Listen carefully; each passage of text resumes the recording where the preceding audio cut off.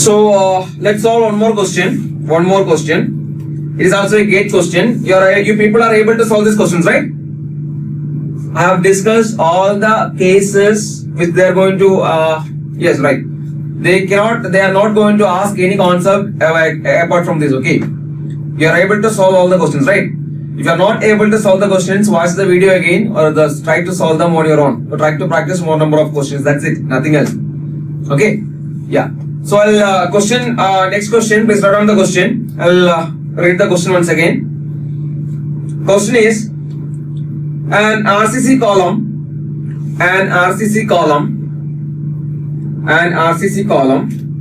with lateral ties. An RCC column with lateral ties of rectangular cross section. An RCC column of lateral ties with rectangular cross section. With rectangular cross section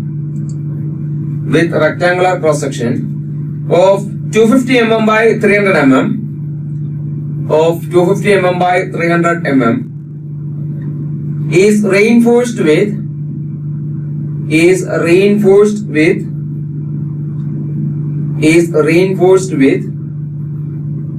4 numbers of 16 mm dia longitudinal bars. An RCC column with lateral ties of rectangular cross section of 250 mm by 300 mm is reinforced with 4 numbers of 16 mm diameter longitudinal bars. 4 numbers of 16 mm diameter longitudinal bars.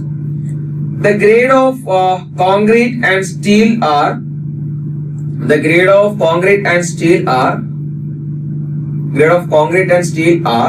M20 and Fe415 respectively. M20 and Fe415 respectively. Full stop. Neglecting the minimum eccentricity effect. You can write it like that. Neglecting the eccentricity effect.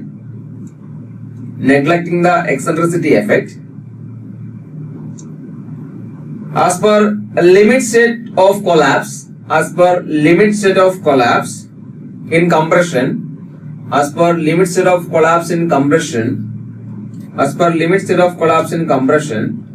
The ultimate load carrying capacity of the column is.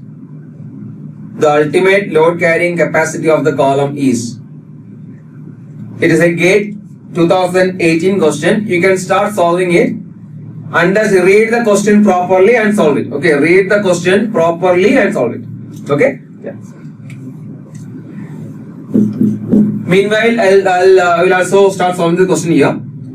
An RCC column with lateral ties of rectangular cross section of 250 mm by 300 mm is reinforced with 4 numbers of 16 mm diameter longitudinal bars. The grade of steel and concrete is given as Fe415 and M20 grade concrete respectively. Neglect the eccentricity effect.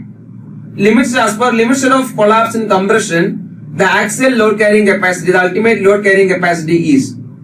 So we are given with a column that is 250 mm by 300 mm, I guess. No, yes, 300 mm. 250 mm by 300 mm size. And we are given with 4 numbers of 16 mm dia. 4 numbers of 16 mm dia. And we have to use M20 grade concrete and Fe415 grade steel. These are the things given in the question. We have to calculate the ultimate load carrying capacity.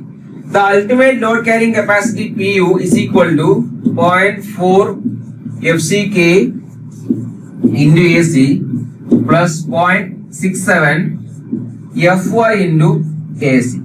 This equation, is this equation valid here? Is this equation valid here? We cannot use this equation here. Why? Because this equation considering the minimum eccentricity effect. Considering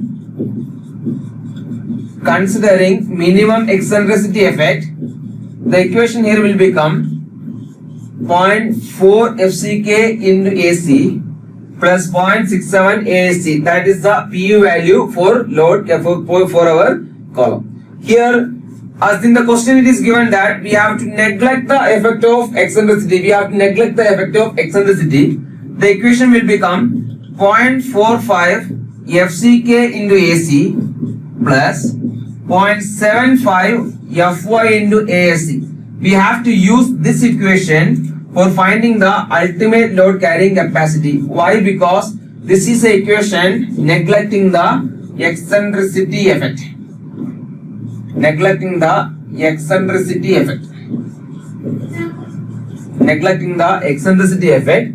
This is the equation for finding the ultimate load carrying capacity. Right? What is the 0.45 FCK? FCK here given as 20. Area of concrete. What is the area of concrete?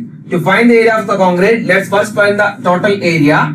250 mm by 300 mm will be the total area, that is gross area, minus area of steel will be given like this. 4 numbers of 16 mm, right?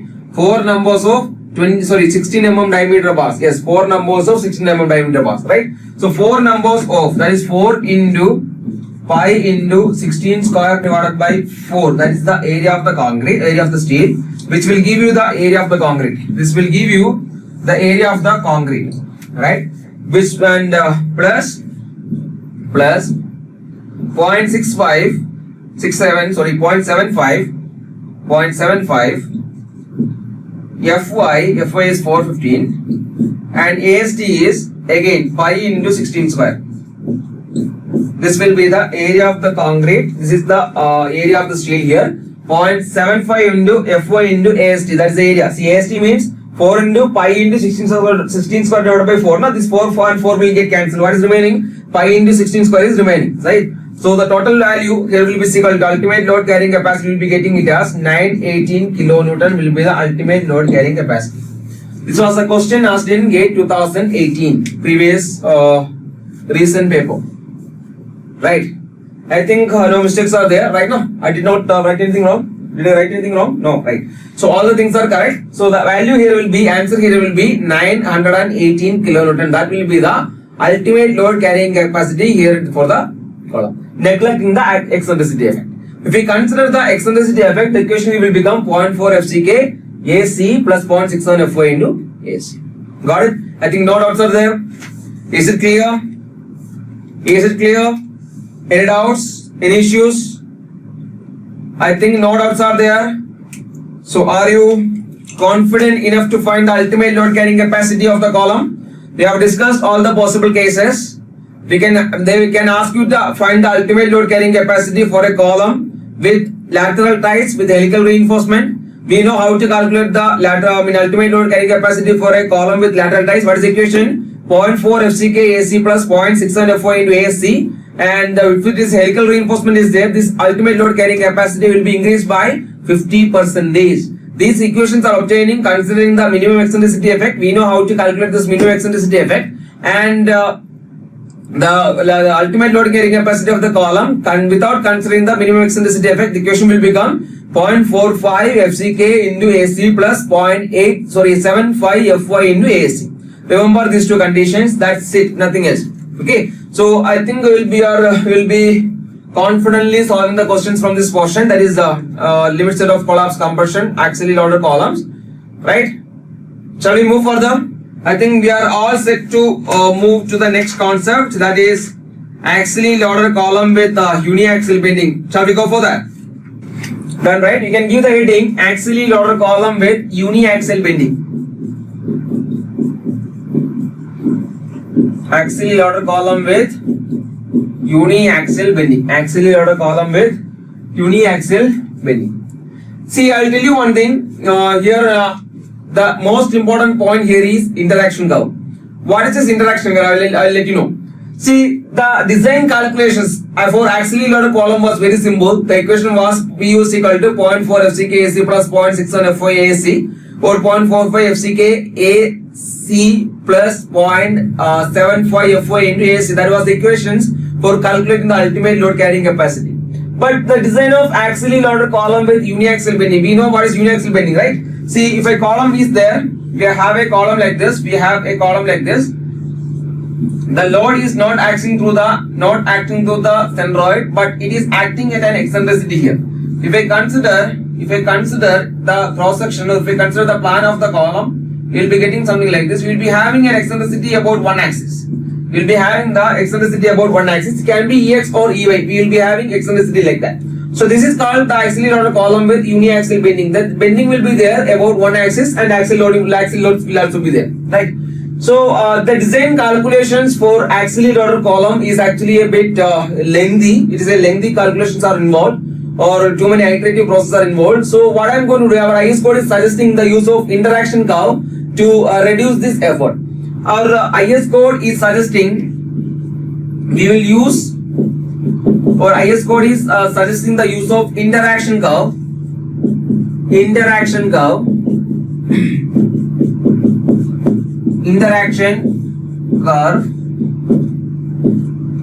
for the design of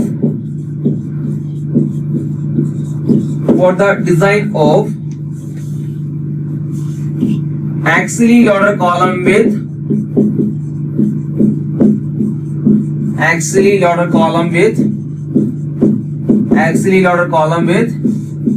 uniaxial bending.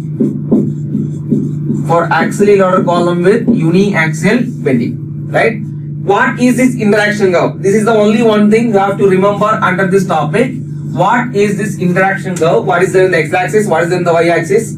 Or what is the basic features of interaction curve? That's the only one thing you have to remember. See, our interaction curve will be somewhat like this. Interaction curve will be somewhat like this. Remember the shape of the interaction curve also. That's also important. In the x-axis, we will be having mu by fck bd square. In the x-axis, we will be having mu by fck bd square important. In the y-axis, we will be giving, that is in the y-axis, we will be having pu by fck into bd. We will be having mu by fck bd square in the x-axis, mu by fck bd square in the x-axis, and you will be having pu by fck into bd in the y-axis. And remember, you have to remember these two values, pu by fck bd in the y-axis, mu by fck bd square in the x-axis. And our curve will be somewhat like this. The shape of the curve will be somewhat like this. Okay.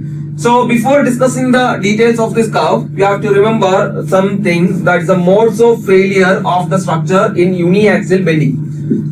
Modes of failure. Modes of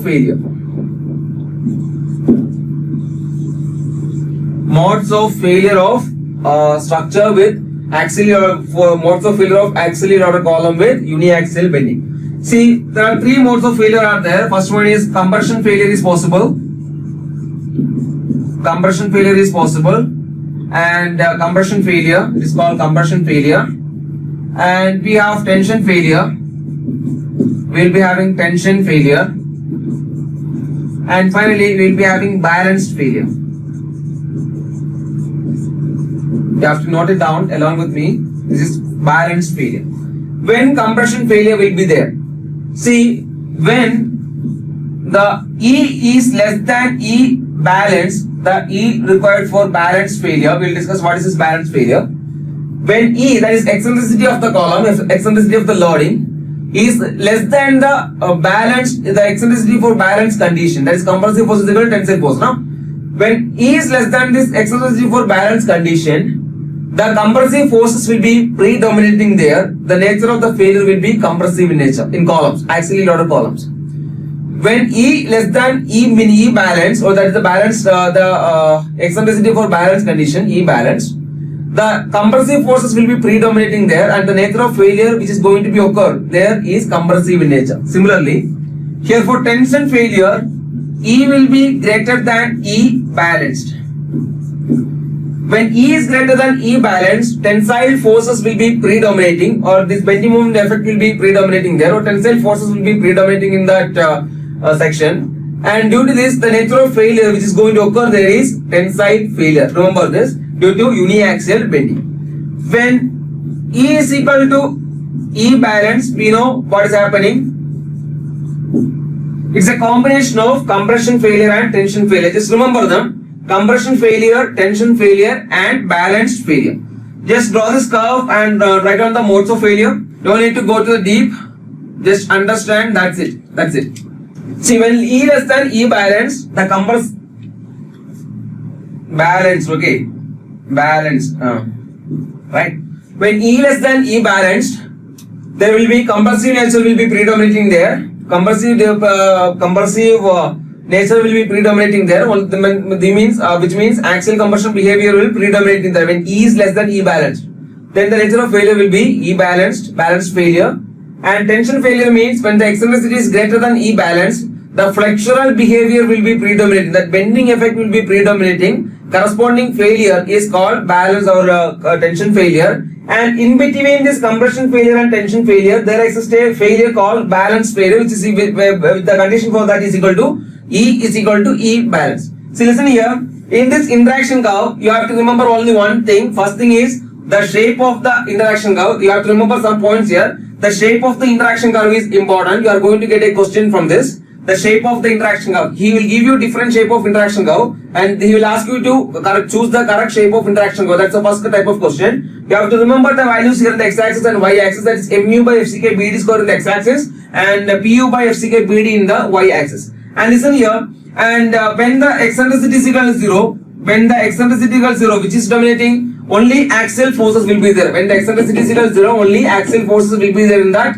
column, right? We are considering axial load column with uniaxial bending. When eccentricity is equal to 0, only compressive force will be there. When the eccentricity is around infinity, the bending moment will be, that bending effect will be predominating there, right? Yes. So listen here, this zone here in this curve is called minimum eccentricity zone. This is called minimum eccentricity zone. This portion is called minimum eccentricity zone. 1 minute. Minimum eccentricity zone. Minimum eccentricity zone. And here we will be having our balanced failure zone. This is called balanced failure zone, failure point. At this point, balanced failure will occur. And above this is called compression failure zone. Or we can say compression zone. Compression failure zone will be better. Compression failure zone. And here it is called tension failure zone. Tension failure zone. Here it is called minimum eccentricity zone where E is equal to E minimum. There will be minimum eccentricity. And here when E is equal to E balanced, when E is equal to E balanced, it is called balanced failure. When E less than E balanced, it is called compression zone. When E greater than E balanced, it is tension failure zone. In interaction curve, you have to remember only these things. First one, what is there in the x-axis? Mu by FCK BD square. What is there in the y-axis? That is pu by FCK into BD. Then what is this compression failure zone will occur in which part of the curve? Tension failure will occur in which part of the curve? Those kind of things. And minimum eccentricity zone will occur in which part of the curve? And you have to remember the shape of the curve also. In IES exam, there was a question like this. What is the, which among the following is the shape of the interaction curve? He has given the shape of the curves like this. He has given the shape of the curves like this. Which among the following is the shape of the, which among the following is the correct representation of the interaction curve? Which among the following is the correct representation of the shape of the interaction curve? No need of asking, it is right available here. It's directly available here. So this kind of questions are possible from the interaction curve. That's it. So remember I told you you have to remember these values. That is mu by FCK BD square, pu by FCK into BD. You have to remember this compression failure zone and tension failure zone. That's it. Then shape of the interaction curve. If you can see this curve directly in your IES code.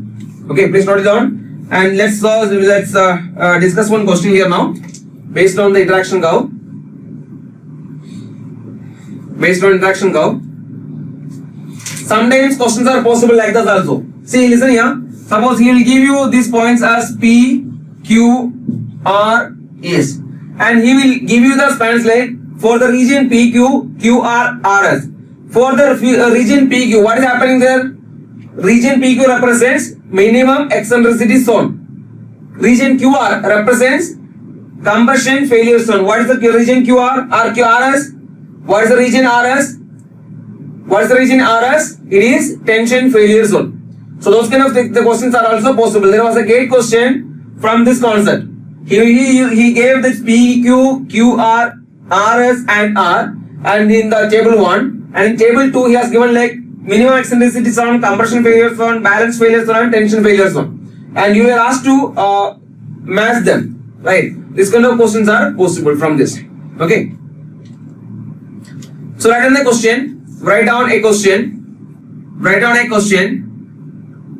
An RCC column. An RCC column. An RCC column. An RCC column of square cross section. An RCC column of square cross section 400 mm by 400 mm. An RCC column of square cross section 400 mm by 400 mm. An RCC column of square cross section 400 mm by 400 mm has its column load moment interaction curve as shown in the figure below. Has its column load moment interaction diagram. Column load moment interaction diagram as shown in the figure below. I'll give you the figure as given in the figure below. As given in the figure below. What is the maximum uniaxial eccentricity? What is the maximum uniaxial eccentricity at which factor load PU is equal to? What is the maximum uniaxial eccentricity at which factor load PU equal to 640 kilonewton, PU equal to 640 kilonewton can be applied safely? What is the maximum uniaxial eccentricity at which factor load PU is equal to 640 kilonewton can be applied safely? See, I will give you the moment interaction, load moment interaction curve given in the question. I will give you the load moment interaction curve given in the question. Here we will be having, remember, we will be having mu by FCK BD square will be given there, and here we will be given with PU by FCK into BD will be given there, and here the moment interaction curve was given somewhat like this. Here the moment interaction curve was somewhat like this, right? Here the moment interaction curve was given somewhat like this. Here the value is 0.2, and here the value is 0.3, and here it is 0.2, and here it is 0.8. Here the value here is 0.8. I'll write the values here. Value here is 0.8. So this is the diagram. This is the moment load moment interaction curve given in the question. Okay. So we are asked to find what is the uniaxial eccentricity, what is the maximum uniaxial eccentricity. Right. I'll read the question once again. I'll read the question. An RCC column of square cross section 400 mm by 400 mm has its column load moment interaction diagram as shown in the figure below. We can see the moment interaction load moment interaction diagram here. And what is the maximum uniaxial eccentricity at which the factor load PU 640 kilonewton can be applied directly, safely? FCK is given as 20 MPa. Can you try this question once? Think once and try to solve this question. First, just check what are the details given in the question. Check what are the details given in the question, and try to solve this. How to calculate E balance? See, E balance actually Rudraj is asking, na? Yeah, I'll discuss. So, what are the details given in the question? We are given with, yes, an RCC column of square cross section of size is given 400 mm by 400 mm. So we are given with a column that is breadth by depth is given as 400 mm by 400 mm. We are given with a square column, right? And FCK value is also given, that is 20 MPa. And what is given? PU is also given in the question. PU is given as 640 MPa, right? PU is given as 640 kilonewton. 640 kilonewton is the PU value given in the question. So with the given details, what I can calculate? See, in this equation, in this figure, you can see we have one PU by FCK BD is there, MU by FCK BD square is there. We don't have the value of MU. We can, if you want, we can calculate this PU by FCK BD, right? Let's calculate the PU by FCK BD here. PU by FCK BD. What is the PU by FCK value? help me with the answers, please. PU here is 640 kilonewton. 640 into 10 power 3 divided by P FCK is given as 20. What is breadth of the beam? Breadth of the column? It is 400 into 400. Tell me the answer. What is the value of PU by FCK BD square? I think you will be getting it around 0.2. Exactly. Thanks, Sangeet. It is 0.2. PU by FCK by BD is equal to 0.2. You can see here PU by FCK BD I obtained as 0.2. For the value of 0.2, what is MU by FCK BD square? For the given value of 0.2, what is the value of MU by FCK BD square? What is the value of MU by FCK BD square? Exactly. For the value of 0.2, if you can see the curve, you can see the value here, that is 0.3. For the value of PU by FCK BD 0.2, the MU by FCK BD square value is 0.3, right? That means we can calculate MU by FCK BD square here is equal to 0.3. From this we know BD, we know B, we know D, we know FCK. Okay, can you find the value of MU? MU here will be equal to 0.3 into FCK is 20, breadth here is 400 into depth square, that is 400 square. What is the value of MU? What is the value of MU? 384 kilonewton meter, right? 384 kilonewton meter, no? Yes, 384 kilonewton meter. 384 kilonewton meter. We are asked to find what we are asked to find? We are asked to find the minimum uniaxial eccentricity, right? We are asked to find the minimum uniaxial eccentricity. See, we have moment here, we have load here. Can we find the eccentricity? If we have moment, if we have load, can we find the eccentricity? Yes, we can find it, right? Yes. How to find it? This is our uniaxial eccentricity, uniaxial bending moment will be equal to PU into E. From this E, PU E is equal to 384 into 10 power 6 divided by PU here is 640 into 10 power 3. 640 into 10 power 3. Tell me the answer. What will be the answer? We are asked to find the maximum uniaxial eccentricity, right? Yes. What is the answer? What is the E value? Okay, we are asked to find the maximum uniaxial eccentricity. What is the answer? Exactly. 600 will be the answer here. 600 will be the answer here. That is the maximum uniaxial eccentricity. Maximum uniaxial eccentricity at which factored load of 640 kilonewton can be applied safely on this beam. Safely on this column. Not on the beam, safely on this column. Note it down. This kind of questions are possible. That's it. It was an IES question. It was an IES question. It was an IES question. If this kind of questions are possible in IES, it is possible in GATE exam also. It's a question of GATE standard. Okay. So FCK value is given. Yes, FCK value was given. I told you na. FCK value was given as 20 MPa. Okay. It was given. It's okay. It's okay. It's no issues. That doesn't matter here. That doesn't matter here. That doesn't matter here. We need to give a uniaxial bending. That's it. We'll be providing the load here. That's it. That means load acting at an eccentricity of 600 mm. Which means that what is the meaning of that? What is the meaning of that? Effectively, the column has to carry a load here, that is P, and a column that is P into E. That's the meaning of it. Yeah, right. Since interaction curve is actually every point is a possible combination of PU and MU for failure. Okay, every point is a combination of PU and MU. That's it. I told you the expected questions from this portion. They can ask you here the interaction curve is given like this for this kind of problem. He has assumed an interaction curve like this, but the actual interaction curve is not like this.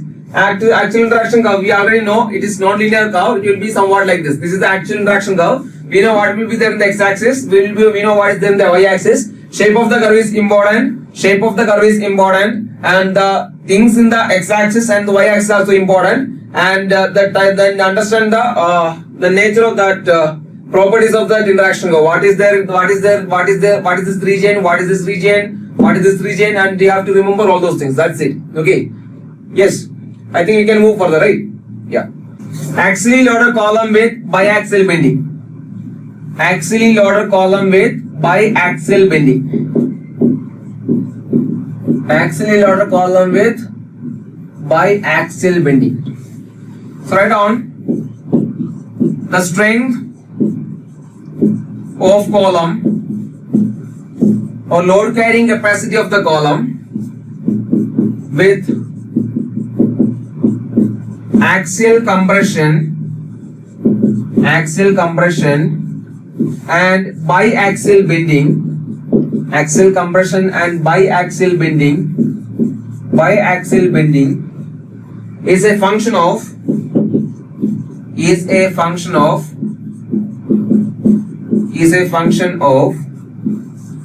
MUX, MUY and PU. MUX, MUY and PU. I'll tell you what is this MUX, MUY and PU. See, MUX is the moment about major axis, and MU, that is YY, here it is XX, and PU is already, we know the value of PU, right? Yes. And see, let's see here, this design of this axially loaded column with biaxial bending is based on one equation. The equation is MUX divided by MUX1 the whole power alpha n plus MUY divided by MUY1 alpha n must be less than or equal to 1. This is the equation which is of high importance here in this topic. MUX divided by MUX1 raised to alpha n plus MUY divided by MUY1 the whole power alpha n should be less than or equal to 1. I'll tell you this, what is MUX1, MUY. We know what is MUX, we know what is MUY. Let's discuss what is alpha n and what is MUX1, MUY1. Yes? This MUX1, MUY1, these are the maximum uniaxial bending moments, about major and minor axis respectively, XX and YY respectively, right? And how to calculate this alpha n value? Alpha n value depends upon PU by PUZ value, and as per our IS 436 2000, PUZ is equal to 0.45 FCK-AC plus 0.75 FY into AC. PUZ is equal to, PUZ is given the IS code like this. PUZ is equal to, I'll write it in red link. PUZ is equal to 0.45 FCK AC plus 0.75 FY into ASC. This is the equation for finding PUZ. And to find, we can calculate the value of PU and PUZ, right? We can calculate the value of PUZ here, and we can calculate the value of PU. And from the ratio of this PU by Z, we can calculate the value of alpha n. It will be given in a diagram like this. In the y-axis, we will be having the value of alpha n. In the x-axis, we will be having the value of PU by PUZ. And the diagram will be somewhat like this. This will be the diagram we will be having. This is 0.8, and here we will be having 1 and 2. For the value of PU by PUZ less than 0.2, the alpha n value will be equal to 1, and after PU by PUZ greater than 0.8, PU by PUZ greater than 0.8, the value of alpha n will be equal to 2. In between 0.2 and 0.8, you will be being linear. We have to go for interpolation. Just remember this curve. That's it. Remember this equation. That's it. You are not going to get a question for designing the ultimate load carrying capacity or designing of our axially loaded column with biaxial bending. This is the equation which is having the foremost importance. This is the equation which is important. That's it. MUX divided by MUX1 plus alpha raised to alpha n plus MUY divided by MUY1 raised to alpha n should be less than or equal to n. We know what is the value of MU. We know what is the value of mu x1. We know what is the value of mu y1, alpha, and we can calculate by the equation pu by pu z. Pu z is equal to 0.45 FCK AC plus 0.75 Fy into AAC, and this is the diagram given in our IS code 456/2000 in page number 71, I guess. And that equation is also given in page number 71 and 71 or 72. You can go for this. Yeah. This is the equation our design of accelerator column with biaxial bending depends upon this equation. It's based on this equation. So that's it for columns. That's all for columns. That is compression members. But the column is not only the compression member, not the only one compression member we have in a structure, in our structure. Footing is also coming under the category compression members. We have to discuss about that footing also. Right? This is the load carrying capacity. This is all about columns. You are not going to get a question apart from this. The most important topic here in the chapter columns are that slenderness ratio values. What is pedestal? You can know. You can just mark it there. The most important topic. You cannot expect a question from this. Till now in GATE exam, not even a single question have appeared from this concept. That is axially loaded column with biaxial bending. But in IAS exam, they have asked a question from this. They have directly gave a question for this equation. He has given this equation in the option. That's why I have discussed it here. And one question is there. I have seen it in one of the state government exams. There the question was there from this concept. For the PU by PUZ value greater than 0.8, what is the value of alpha n? Right, those kind of questions are possible in that objective type of exams. Otherwise, not required for GATE exam. But still, in future, if they are asking, then what we can do, right? So that's the reason why I have discussed it. Otherwise, till now in GATE exam, no questions have appeared from this topic. That is axial columns, axially loaded column with biaxial bending. When we talk about the axially loaded column with uniaxial bending, the most important topic there is interaction curve. You have to remember all the things we have discussed here from the interaction curve, shape of the interaction curve, what is there in the x-axis, what is there in the y-axis, and basic features of the interaction curve, where the minimum eccentricity zone will be, where the balance failure will be, where the compression failure will be, where the tension failure will be. You have to remember all those things. That's the main thing you have to remember from that axially loaded column with uniaxial bending, and you have to remember that problem I have discussed. Such kind of problems are also possible. They can provide a linear curve like that, and they can ask the questions like that, right? So we have covered almost all the concepts there in that interaction curve. Then after that axially loaded column, that the load carrying capacity of axially loaded column. The equation for finding the load carrying capacity of the axially loaded column, we know that equation, that is Pu is equal to 0.4 FCKAC plus 0.67 Fy into AST. That equation is valid only if the minimum eccentricity effect is considered. If the eccentricity effect is not considered, the equation will become 0.45 FCKAC plus 0.75 Fy into AST. Then remember one thing, the ultimate load value must be increased by what percentage? 5% for helical reinforcement. Then before that, the caudal recommendations we have discussed. What is the minimum diameter of the longitudinal bars? What is the minimum percentage of the longitudinal bars? What is the maximum percentage of the longitudinal bars? What should be the spacing of the longitudinal bars? What should be the cover to be provided? Then coming to lateral ties, what should be the condition for lateral diameter of the lateral ties? Spacing of the lateral ties, what should be the diameter of helical reinforcement, what should be the pitch value of helical reinforcement, and what should be the condition for which the helical helical reinforcement design is based on. We know that equation VH by VC, that equation is there, no? You have to remember that equation, those kind of things are there, and you have to remember the classification of the columns based on slenderness ratio especially. You can expect the questions. What is the compression member is called? What compression member is called when the slenderness ratio is less than or equal to 3, what the compression member is called? What? Tell me the answer. When the slenderness ratio is less than or equal to 3, then the compression member is called? Exactly, it is called pedestal. Very good, Angit, Dhruv. Very good. Then tell me the maximum value of slenderness ratio possible for a RCC compression member. What is the maximum value of compression member? What is the maximum value of slenderness ratio possible for a compression member? Maximum value of, yes, exactly, it is 60. Then you have to remember, then you can expect the questions from that effective length values also, L effective values also, you can expect questions from that also. The values will become 0.65, 0.8, 1, 1.2, 1.5, 2, 2. You have to remember those values like this. But you have to remember the support conditions also. That wordings you should remember. The supports are effectively held in position and restrained against rotation. Those statements will be given in the question directly, and you will be asked to find the L effective value. So from that statement, you have to understand whether both the ends are fixed, one end is fixed, one end is hinged, or both ends are hinged. So you have to judge that. You have to go for that end conditions by reading that statement. That's the reason why I have given you that statement. Okay.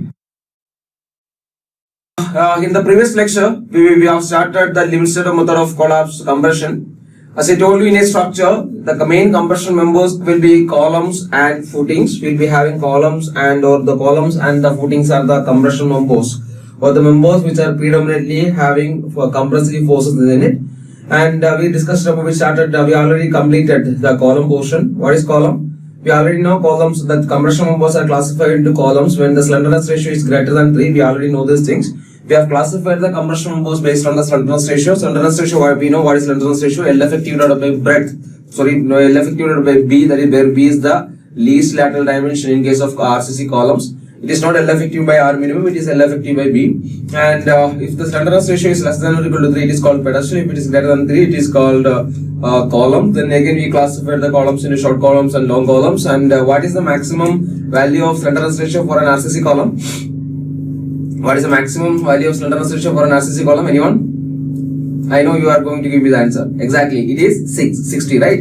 It is 60. So we classify the columns again into two, that is short columns and the long columns. For short columns, the maximum value is 12, and for long columns, it is maximum value is 60. And after that, we discussed about this L effective value. It is the distance between distance between the points of contraflexion. That is called L effective length of the column. And we have IS code is giving us certain values for L effective value.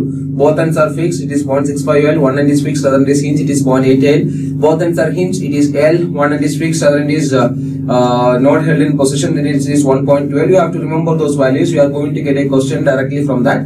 But the end condition is there. They will be mentioned the end condition in different way. Both ends are restrained and not effectively held in position at both the ends. Then what will be the effective length of the column? It will be 0.65 L. So those kind of questions can be expected from that portion. Then after that, in this 0.65 L, 0.8 L, in these things, what is L? L is the unsupported length of the column. We know how to calculate the unsupported length. And I told you this effective length is taken. IS code has taken this L effective value from the Woods table. You have to remember that. And this L effective value does not depend upon the loading conditions. It depends upon the end conditions of the column. It does not depend upon the loading on the column. It depends upon only on the on the end conditions of the column. Based on the end conditions, the L effective value will vary, right? Then after that, we classify the columns based on the reinforcement present, like tied columns, vertically reinforced columns, and composite column.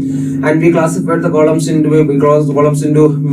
different number of based on the shape, like circular column, rectangular columns, square columns, and columns of special type. And you have to remember the minimum number of longitudinal reinforcement required. Okay. Then after that, we classified the columns based on slenderness ratio, as we know. Then and we classified the columns based on the load acting on the column, that is axially loaded columns, axially loaded column with uniaxial bending, axially loaded column with biaxial bending.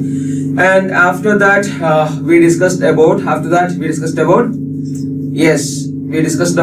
design of columns, design of axially loaded columns, design of axially loaded column with uniaxial bending, design of axially loaded column with biaxial bending, how to calculate the ultimate load carrying capacity of an axially loaded column. And I told you, this axially loaded column, even if you are calling it as an axially loaded column, these axially loaded columns will be designed for a minimum eccentricity. What is the equation for minimum eccentricity? Try to revise it. The minimum eccentricity equation will be equal to unsupported length divided by 500 plus least lateral dimension divided by 30 or 20 mm, whichever is lesser or greater. Whichever is lesser or greater. Whichever is lesser, we have to choose the minimum value. Right now, very good. We have to choose the minimum value among them.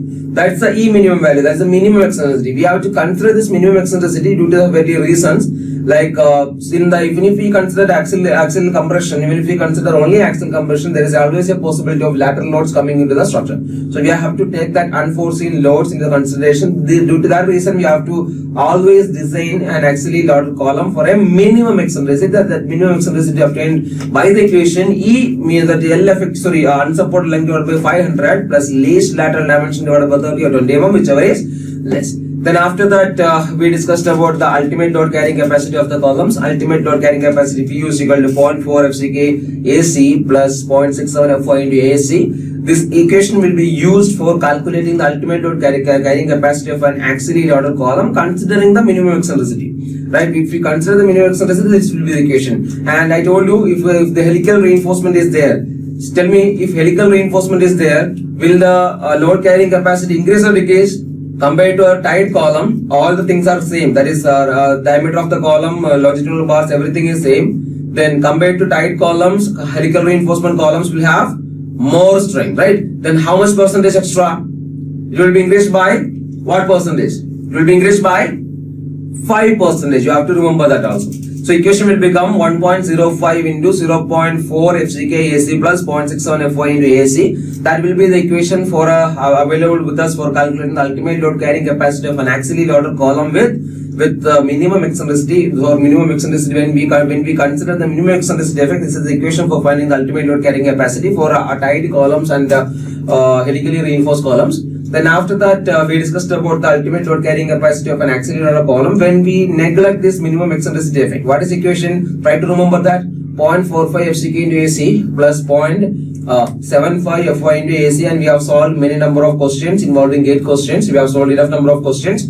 And after that, we started discussing about the axially loaded column with uniaxial bending, and we discussed about the interaction curve. And I told you from interaction curve, you are not going to get much number of questions, but interaction curve is very important. Shape of the interaction curve, what is there in the x-axis, what is there in the y-axis, what is the properties, what is the features of that interaction curve, where the minimum eccentricity zone will be, where the compression zone will be, where the tension zone will be, where the balance failure occur in the column subjected to axial compression and uniaxial bending. You have to remember those kind of things. And after that, axially loaded column with biaxial bending. I told you this equation is based on that design of axially loaded column with biaxial bending depends upon 3 factors, that is MUX, MUY and PU. And after that, to calculate for the design of ultimate load carrying capacity for axially loaded column with biaxial bending, we have one equation, that is MUX divided by MUX1 the whole power alpha n plus MUY divided by MUY1 the whole power alpha n should be less than or equal to what we will be using this equation for the design of ultimate load carrying capacity. We already know how to calculate this alpha n. Alpha n can be calculated from that graph given in our IS code. In the x-axis of that graph, it will be PU by PU is set, and in the y-axis we will be having alpha n. Till what value alpha n will be equal to 1? Till what value of PU by P is set, alpha n value is equal to 1? Till 0.2, that is yes, exactly. PU by P is till PU by P is equal to 0.2, alpha n value is equal to 2.2, and after what value alpha n is equal to 2? It is 0.8, right? It's after 0.8, that is PU by P is equal to 0.8, alpha n value is equal to 2. You have to remember this. But in between 0.2 and 0.8, it will be varying linearly. We have to go for interpolation if you are getting PU by P set in between 0.2 to 0.8, right now? Then we have discussed about the Gordon recommendation also. Gordon recommendation for longitudinal bars. What is the minimum size of the longitudinal bars required? What is the minimum area of the longitudinal bars required? What is the maximum area of longitudinal bars required? What is the cover required? This kind of things we have discussed there. What is the minimum percentage of longitudinal bars required? Exactly. Very good. Very good. Yes, superb. Yes. For what is the minimum percentage of longitudinal bars required in a column? Minimum percentage of longitudinal bars, exactly, it is 0.8 percentage. What is the maximum percentage of longitudinal reinforcement bars in columns? Maximum percentage of longitudinal reinforcement bars, it is 6%. Very good. You have to remember those kind of things. What is the maximum minimum clear cover to the columns? 40 mm or diameter of the bar, whichever is greater. Then we have discussed about the lateral reinforcement or transverse reinforcement. And the transverse reinforcement, you have discussed about the Gordon recommendations for ties, lateral ties, and helical reinforcement, that is tie diameter, tie spacing, and diameter of the helical reinforcement bars, that is helical reinforcement, and the pitch of the helical reinforcement. And we have discussed one equation also there. You might be remembering that VH by VC, that equation 0.36 into. You have to remember that equation also.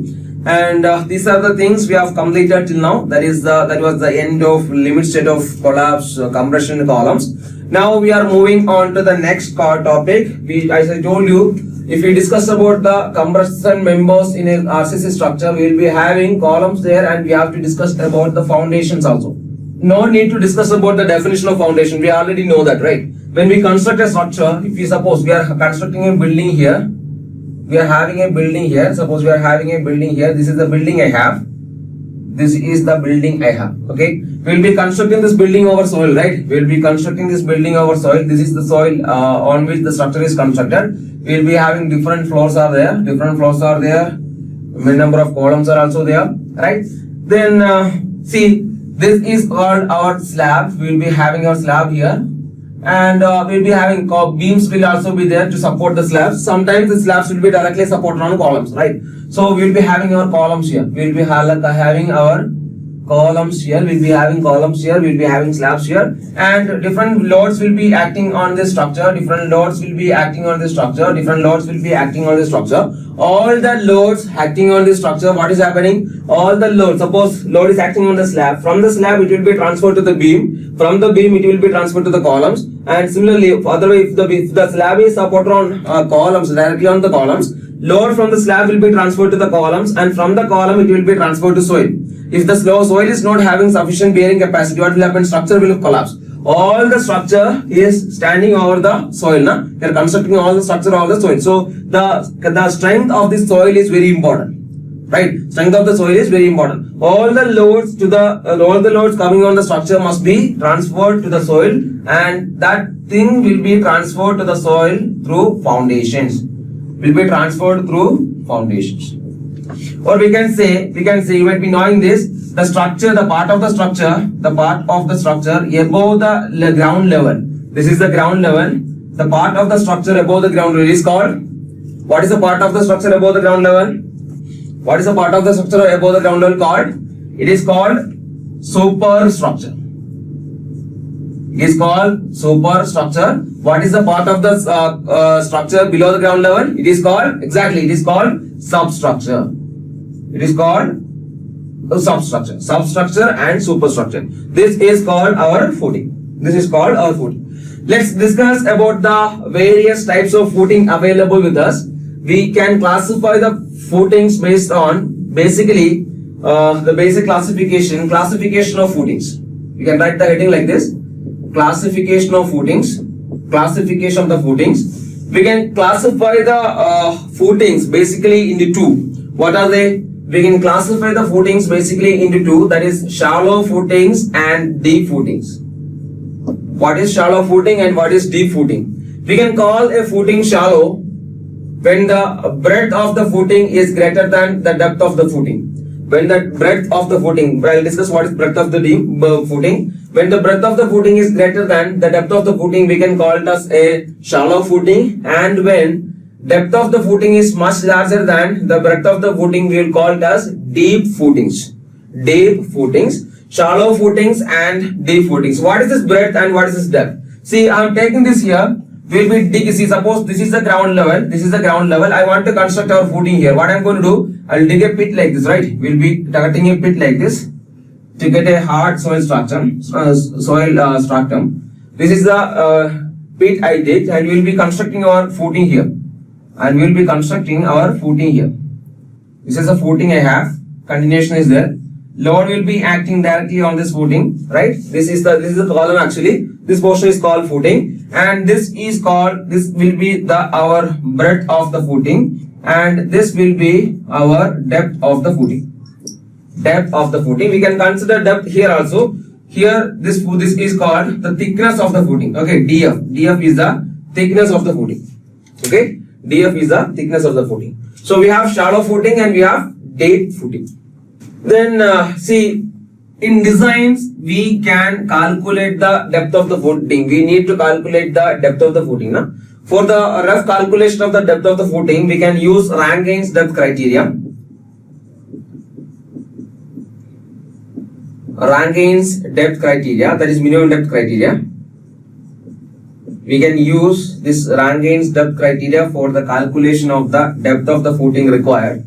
As per Rankine's depth criteria, this depth of the footing will be equal to Q0 by gamma into 1 minus sin phi divided by 1 plus sin phi the whole square. Q0 by gamma into 1 minus sin phi divided by 1 plus sin phi the whole square. 1 minus sin phi divided by 1 plus sin phi the whole square. Have you studied geotechnical engineering? Have you studied geotechnical engineering? If you have completed geotechnical engineering, you might be knowing what is this 1 minus sin phi by 1 plus sin phi. You might have studied this in the chapter that where retaining walls, right now? The chapter is retaining walls, right? What is this 1 minus sin phi by 1 plus sin phi? 1 minus sin phi by 1 plus sin phi. You have studied this in earth pressure theories that is retaining walls and all. What is the value? What is this 1 minus sin phi by 1 plus sin phi? Why you are taking this much time? Turning the pages. Exactly. What is K? Coefficient of active earth pressure. We have coefficient of passive earth pressure and we have a coefficient of active earth pressure. No? This 1 minus sin phi by 1 plus sin phi is the expression for our coefficient of active earth pressure. That is, I am going to consider it as Ka. Right? What is Q0? Q0 is the pressure below the footing of the soil. Pressure at the soil below the footing. Pressure at the soil below the footing, or we can say soil pressure below the footing. You can write like this. Q0 is the soil pressure below the footing, right? Soil pressure below the footing. I have noted it here. Soil pressure below the footing is our Q0. This is our Q0. And Q0 you can write it. Q0 is the soil pressure below the footing. Soil pressure below the footing. And you can see if the total load acting on the footing is P, the total load will be transferred through this area, right? Then we can calculate the Q like this. Q will be equal to P divided by area of the footing. P is the total load acting on the footing divided by area of footing. We know what is gamma, right? Gamma is the unit weight of the soil. P by AF. Remember this. You can expect direct questions from this. He is going to ask you direct questions. Why? Because it's always confusing for the students. Is it 1 minus sin phi by 1 plus sin phi the whole square, or 1 plus sin phi by 1 minus sin phi the whole square? Is square is there or not? That is 1 minus sin phi by 1 plus sin phi, or 1 plus sin phi by 1 minus sin phi. Due to this confusion, so the question paper setter can create a confusion there. If these four values are given in the options, you will get confused, no? Suppose the question is like this: what is the minimum depth criteria? What is the minimum depth as per Rangine's depth criteria? The options will be Q by gamma into 1 minus sin phi by 1 plus sin phi, Q by gamma into 1 minus sin phi by 1 plus sin phi the whole square, Q by gamma into 1 plus sin phi by 1 minus sin phi, Q by gamma into 1 plus sin phi by 1 minus sin phi the whole square. So you can expect the questions like this. If all the available options are there, all the chances are there in the options, you will get confused after seeing the options. So I have seen that kind of questions many places. So better remember this equation: Q0 divided by gamma into Ka square. If you remember it like this, Ka square. We know what is Ka. That is 1 minus sin phi by 1 plus sin phi the whole square. Right? We'll note it down. Remember, this is the load on the column and this is the area of the footing. Some people will think this is the area of the column, B by D, that is area of the column. It is not the area of the column. Entire load is transferred to the soil through this area. Suppose it is a rectangle, it will be B into depth, breadth into length of the footing. Length of the footing into breadth of the footing. Okay? Yeah. See, as I told you, we can classify the footings basically into two. That is shallow footing and deep footing. Now I am going to discuss about our shallow footing. I told you what is shallow footing. Shallow footing means the breadth of the footing is greater than depth, or depth of the footing is less compared to the breadth of the footing. We can classify it as shallow footings. So we can again classify this shallow footing into many. Actually, can you tell me some examples for shallow footing?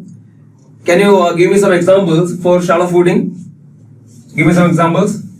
Examples for shallow footings where depth of the footing is less compared to the breadth of the footing. Yeah, exactly, Dhruv. You are right. Yes, Vishnuvardhan. Superb.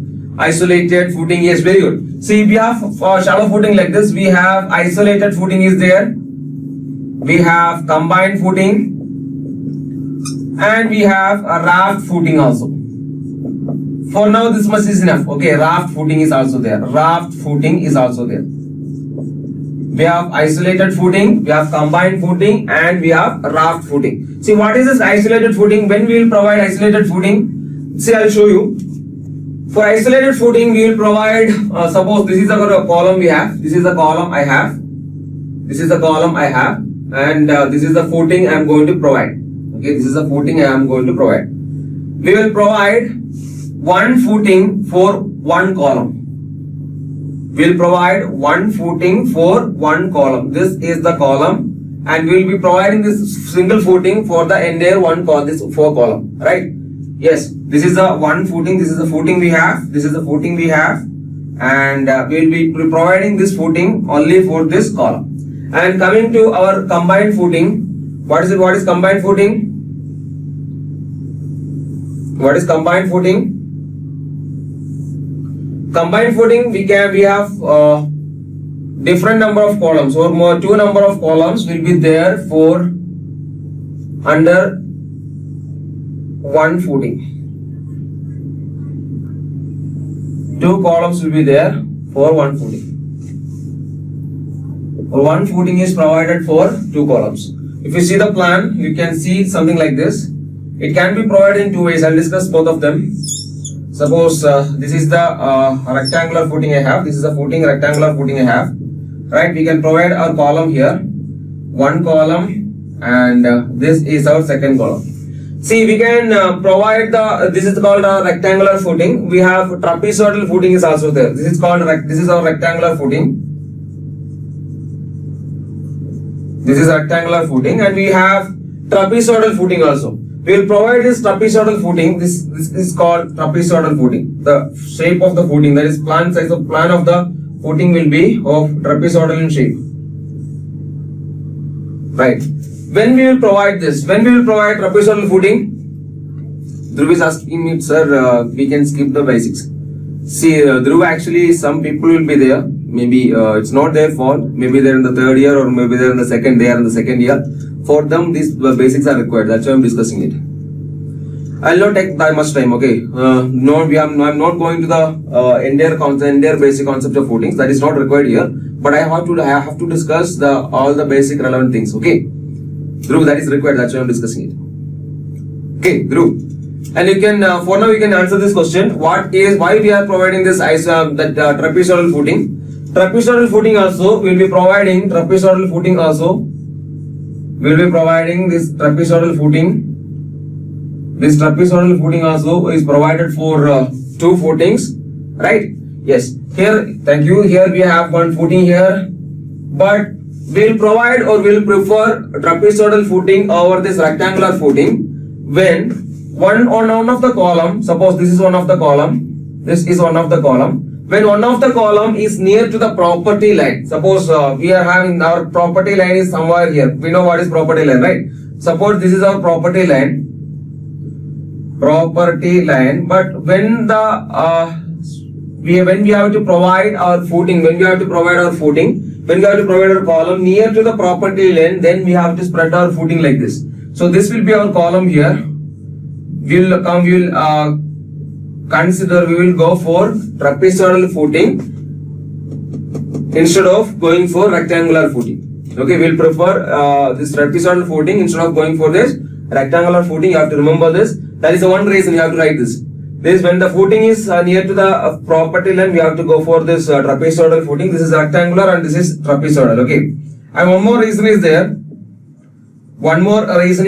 The second reason is when one of these columns, when this column is having a heavy load, this column is having or subjected to a heavy load. The load on the columns are not equal. This column is subjected to a load which is much higher than the load on this column. Then also we have to go for this trapezoidal footing. Okay, so these are the basic classification of columns. And coming to this raft footing, I'll write it here. Isolated column, one column. For isolated footing, one column, one footing. For combined footing, 2 columns, 1 footings. And coming to raft footing, what is raft footing? See, raft footing means we will provide many number of columns, or we will provide only one footing for many number of columns. Many number of columns will be supported on or will be given to one column, sorry, one footing. The footing will be having many number of columns. It will be just like this. If I draw the plan, if I draw the plan, all the columns or every column, all the columns will be given, or the footing will be given for all the columns. One single footing will be given for all the columns like this. This is called raft footing. Raft footing. You can go for this. You can just write these things down. You have to remember when we prefer trapezoidal footing over rectangular footing, when one of the columns is near to our property line, or one of the column is having a heavy load compared to the other column, then we have to go for our trapezoidal footing. Please note it down. Then we can consider one more thing here. We'll be having strip footing also. What is the meaning of strip footing? Strip footing means we'll be providing the footing like this. The footings which is usually provided under masonry walls. The footings which are generally provided under masonry walls are called our strip footing. We'll be providing our footing like this. This is our wall I have. This is a wall I have, and it will be going like this. It will be going like this, and footing will be provided for that entire length of the wall. It will be going like that. This is called our strip footing. It will be continuous. Strip footing. It is provided under masonry walls. Okay, this is provided under masonry walls. Masonry wall is provided under masonry walls. Then see, when I discussed about the strip, I think I need to discuss about the strap beam also. What is strap beam? Sometimes these columns here, suppose I'm considering these columns, these two columns are there. If the loading is very heavy, we can do one thing. We will provide beams like this connecting the columns. We will provide the beams like this connecting the columns. This will be for this is called strap footings. I'll draw the figure here. So draw the figure here separately. Suppose I'm having a footing here. This is one of the footing I have. And again I have one more footing here. Both are isolated footings. For example, okay, this is the second footing I have. First footing here, second footing here. And to connect this, we can provide the beams like this. These are called strap beams. These are basically deep beams. We know what is deep beam, right? What is deep beam? Or when the depth of the beam exceeds dash mm, we call it as deep beam. What is that there? Is that it is 750 mm. Very good. When the beam is subjected to torsion, when we call it as a deep beam? When we call it as a deep beam, when it is subjected to torsion, exactly. Very good. Super. You are understanding the things. I'm happy with that. Okay. Yes. You can note these things down, and we are moving further. Only these many things are required for you. Okay. As basics. That's it. That was shallow footings. Now deep footings. We already know what is deep footings. We have given me the examples also. Give me an example for deep footing. Deep footing means depth of the footing is greater than the breadth of the footing. Give me some examples. We have already discussed. You might have discussed in geotechnical engineering. Deep beams, we can see the examples like piles, well foundations, caissons, etc. Piles, we have different type of piles, right? Friction piles, floating piles, anchoring piles, battle pile. We have different type of piles. Whenever the depth of footing is greater than the breadth, we will be calling it as deep footings. Coral provisions. First one is, we have to remember one thing: the thickness or minimum thickness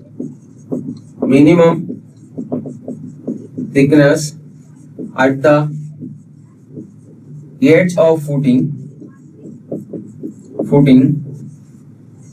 resting on the piles, resting on footing. Let's start with the footing. Resting in soil or resting on soils should not be less than 150 mm. You have to remember this. What is this minimum thickness at the edge of the footing? Suppose we can provide the footings of varying depth. We can provide the footings of varying depth like this. We can provide the footing like this. Suppose this is the footing I have provided. This is the footing that I have provided. We'll be having a reinforcement here. These kind of things are there. Forget about that. See, this thickness here, the thickness of this should not be less than 150 mm. That's the meaning of this. When this footing is resting on soil, the same footing we can rest it on piles also. When it is resting on piles, when the footing is resting on piles, the thickness at the edge of footing should not be less than 300 mm. Minimum thickness at the edge of the footing resting on soil should not be less than 150 mm. Minimum thickness at the edge of the footing when it rests on piles should not be less than 300 mm. And this next one, minimum depth of footing required should not be less than 50 centimeters or 500 mm. And area of reinforcement required. Area of reinforcement required. Area of reinforcement required. See this footing, we have discussed about the design of slabs. These footings can be converted or considered as an inverted slab. See, slab means column on the over the top of the column you will be providing the slab, right? Your footing below the column you will be providing this footing, right? So it can be considered as an inverted slab. You can, if you can write, if you want, you can write area of the front. It can be considered as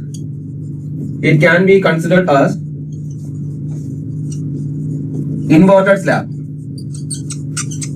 Slab is provided over the columns, footing is provided below the columns. That's the difference.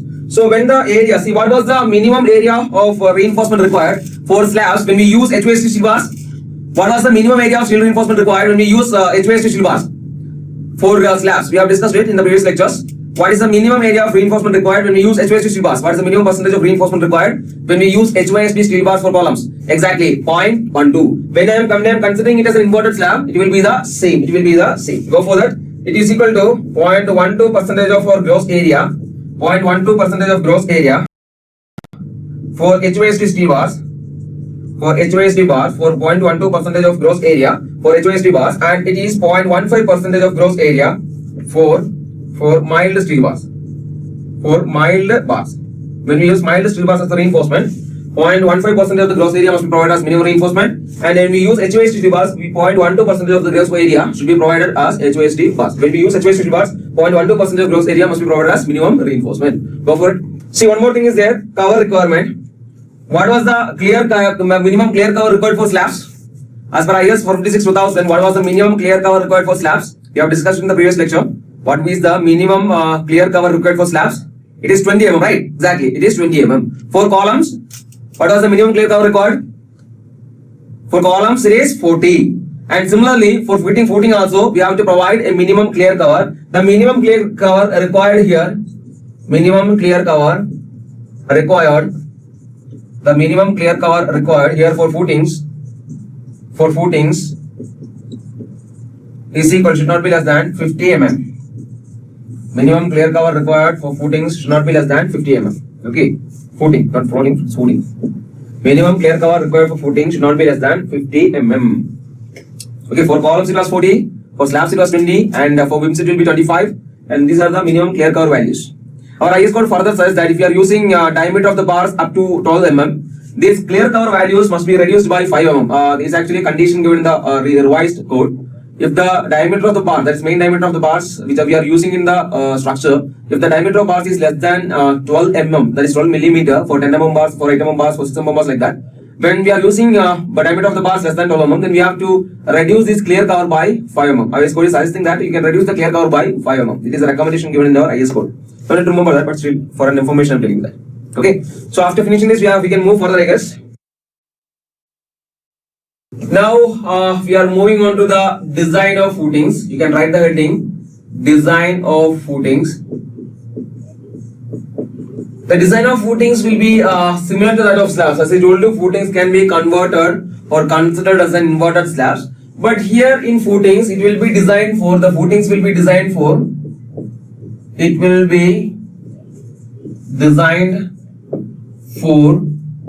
bending moment and checked for shear. Shear means in footing we have to consider one-way shear and two-way shear. We have to consider one-way shear and two-way shear. Right? So let's discuss one by one. I told you we don't have to go into the deep of or into the depth of the design of footings. We don't have to go for that. We need to, just like we did for slabs, we don't need much details. We don't have to study much details from the design of footings. We need to understand some basic concepts.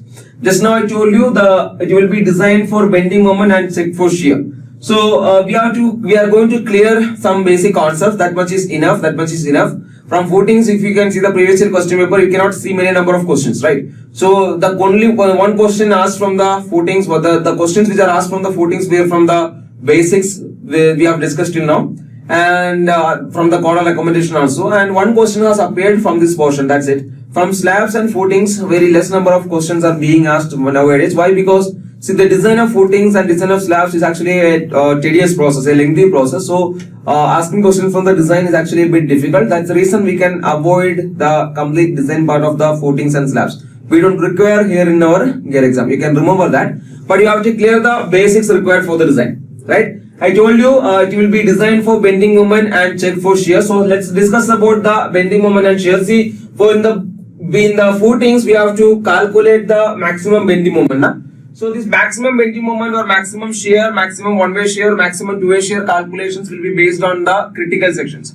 Just like we did in the design of beams for shear, limited method of collapse shear. There also for shear, we have calculated the design shear force at various critical sections, right? When you might be remembering D by 2 you on the face of the column, you might be remembering them. Right. So here also for calculating the bending moment, for calculating the one-way shear, for calculating the two-way shear, we have to consider some critical sections. Let's discuss about that critical section now. Let's give the heading subheading 1. I'll discuss one by one. First one is bending moment. What is the critical section for bending moment? The critical section will be critical section for bending moment will be at the face of the column. At the face of the column. The critical section for bending moment will be at the face of the column. See, suppose I am taking a column, so I am taking a footing here. I am taking a footing here like this. I am taking a footing here like this. Now I am going to consider a footing of varying depth so that you will be understanding that concept also here itself. I am considering a footing of varying depth like this. The footing of varying depth. This is the depth of the footing. The edge thickness is constant on both the ends. Okay, this is the footing I have. And suppose this is the depth of the footing.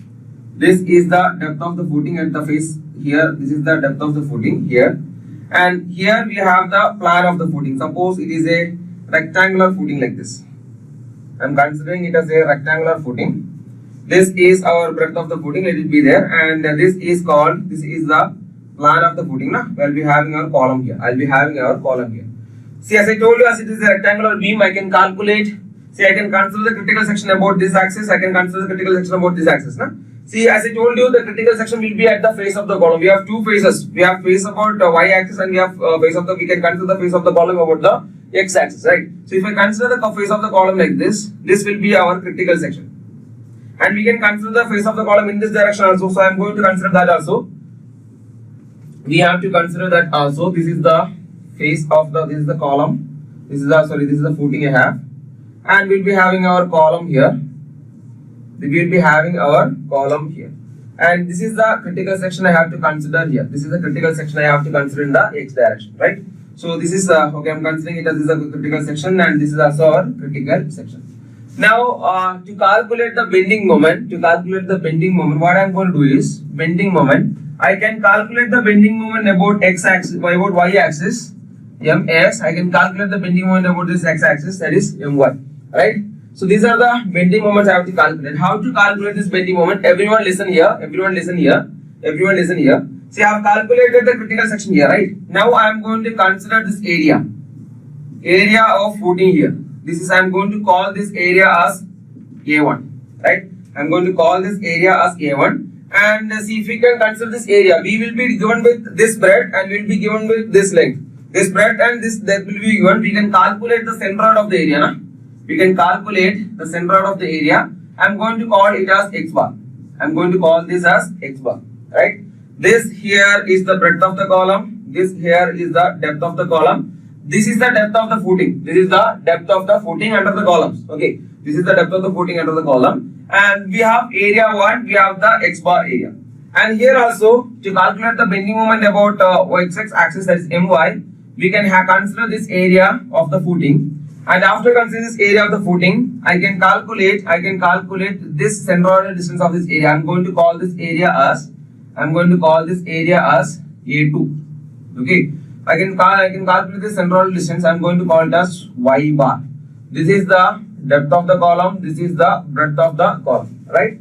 So we have these details with us. Now to calculate the mx value, to calculate the mx value, we have to discuss one more thing here. See, this will be, what is this? What is this below the footing? What is this thing below the footing? We have discussed this. What is this thing below the footing?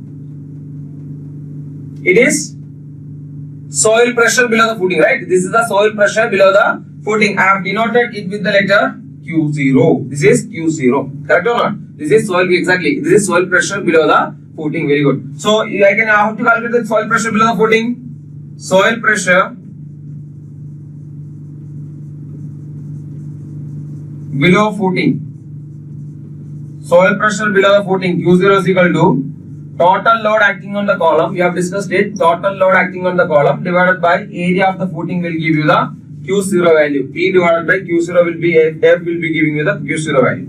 So after calculating the Q0, to calculate mx value, multiply Q0 into A into x bar. A means area of this portion, area of this shaded portion, and here Q0 into A2 into y bar. This will give you the mx and my. For the design, you have to choose the maximum. Choose the maximum for design. Choose the maximum for design. Q0 into A1 x bar, Q0 into A2 y bar. We have to calculate this area. Right? And x bar, you have to calculate x bar. We have to calculate x bar. If breadth of the column given, depth of the column given, if the breadth of the footing given, if the depth of the footing given, that is length of the footing given, we can calculate the area, we can calculate x bar, we can calculate this area A2, and we can calculate y bar, and eventually we can calculate Q0. Otherwise, Q0 will be given in the question. We can calculate the value of mx, my, take the maximum of the two for the design. Right? So you will be given with a footing, and you will be asked to find this design bending moment for this footing. That's the question you can expect from this portion. He will be asking you to find the maximum design bending moment for which the footing has to be designed. This portion, this is for our rectangular footings, right? This is for rectangular footings. Tell me for square footings what will happen? For square footings what will happen? For square footing what will happen? This A1 and A2 will be same, right? This A1 and A2 will be same, right? For square footings, this length and this length will be equal.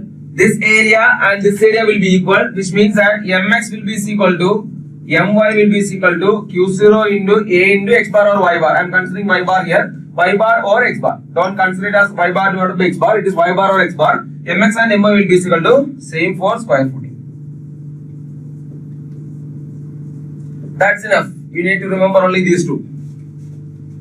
If a square cross section or square footing is given, we have to calculate our rectangular footing, that is mx. If a rectangular footing is given, you have to calculate mx, calculate my, choose the maximum for the design. If the square footing is given, mx and my will be same. Mx and my will be same. Remember that. X and y will be same, and A1, A2 will be same. Similarly, mx, my will be same. Right. So next one-way shear. It is also called beam shear. It is also called beam shear. Right, it is also called beam shear. It is also called beam shear. The critical section for one-way shear, will be at a distance, D. Remember, it is D. I'll tell you what is this D. D from the face of the column. The critical section for one-way shear will be at a distance D from the face of the column.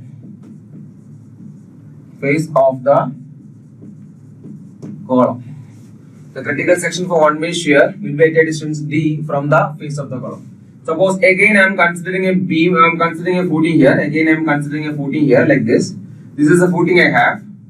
Footing of varying depth. I am considering a footing of varying depth. This will be our distance D. Remember this. For footing of varying depth, remember this will be our distance D. We can consider the depth here also. That is not the depth. This is our depth exactly below the column, right? And you can see this is the breadth of the column. That things will be there. And we have we have Q0, it will be there, that is the soil pressure will be there, and we are going to consider the plan. I am going to draw the plan, that plan area of our footing. Here also I am considering a rectangular footing now. See, I am having a column here, right? I am having a column here. This is the column I have. This is the column I have. Suppose the breadth of the column is BC and depth of the column I am going to consider as DC. Breadth of the column and depth of the column, right?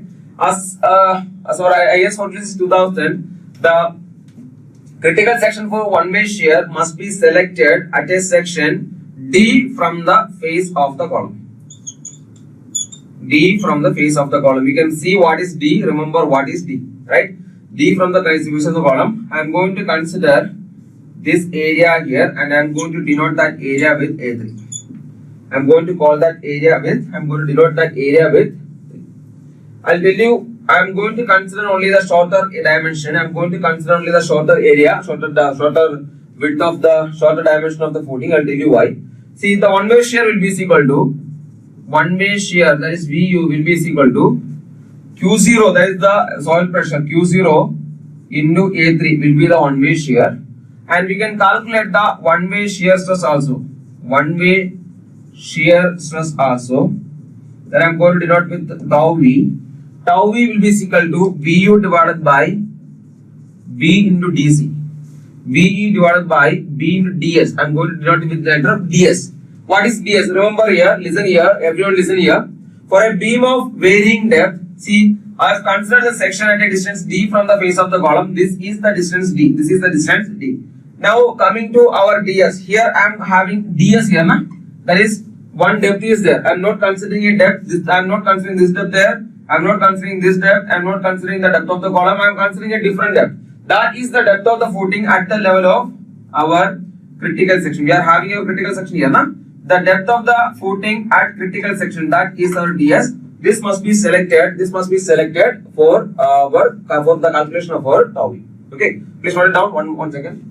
This will be our tau V, that is VU divided by B into DC. Okay, VU divided by B into DC. Sorry, DS.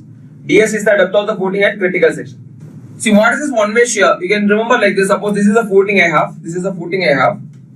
Due to the excessive loading, there will be cracks occurring in the shorter dimension. If this is the shorter dimension, the cracks will be the base of the footing can go like this.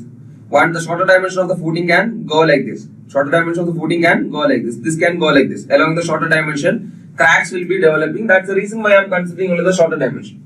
For bending moment, I have considered this shorter dimension, shorter span, and we have considered the longer span also. Shorter dimension, longer dimension I have considered for the footing. But for one-way shear, this will be only occurring along the shorter span of the footing. That's the reason the cracks will be developed at the shorter dimension. We can say the shorter dimension of the footing is critical under one-way shear. That's the reason why we are taking only our shorter span of the footing.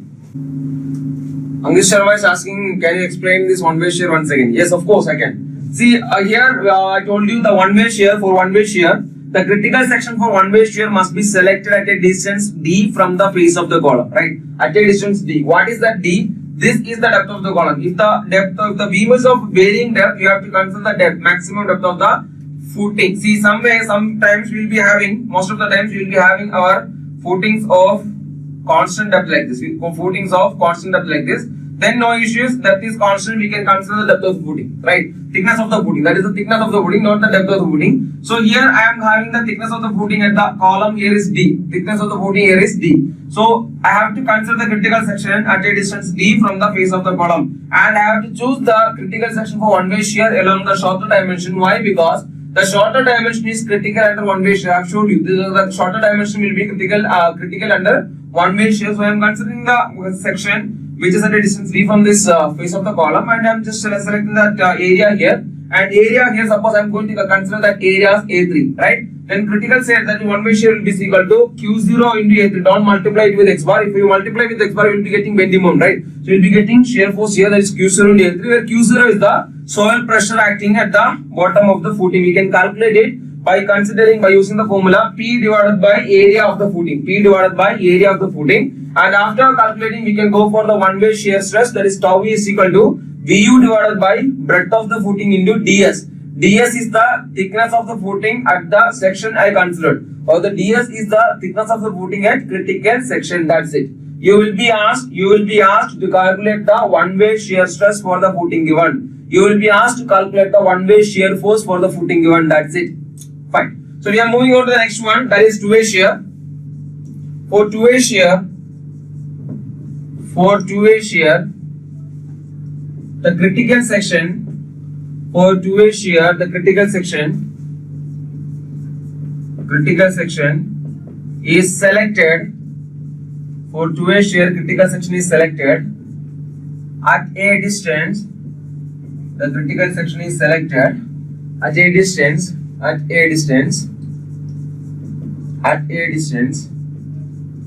d by 2 from the face of the column. We have to select the critical section at a distance d by 2 from the face of the column. D by 2 from the face of the column.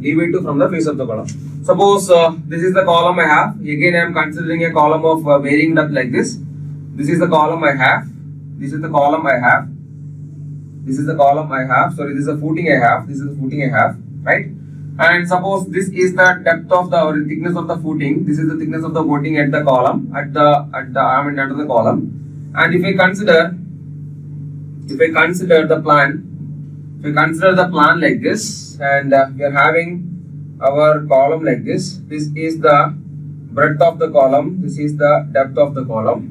And the critical section for one-way shear, two-way shear must be selected like this. Critical section must be selected at a distance d by 2. This is the d, that is thickness of the footing under the column, and we have to select the critical section like this. This is the critical section for two-way shear. Here also it will be d by 2. Here also it is d by 2. Here also it is d by 2. And we have to select this area. And I am going to call this area as A4. And we are having our Q0 here, that is the soil pressure below the footing, that is Q0. I am going to take it as Q0, that is soil pressure below the footing, and we will be having our column load here, that is P. So this is the condition for one-way, two-way shears. You might have studied about the punching shear under the pressure theory or bearing capacity theories. We might have studied about this. Punching shear means it is just punching the footing downwards, right? It will be acting along the periphery of the column. So it will be acting in both the direction of the column, right? So this is called our two-way shear, or it is also called punching shear. You can write it like that. This is called punching shear also. Two-way shear is also called punching shear. So from this I can calculate the two-way shear stress to two-way shear force. Two-way shear force will be equal to that is VU will be equal to the Q0 into A4. The things will remain the same. Remember what is the area? Area of the shaded part. A4 is the area of the shaded portion.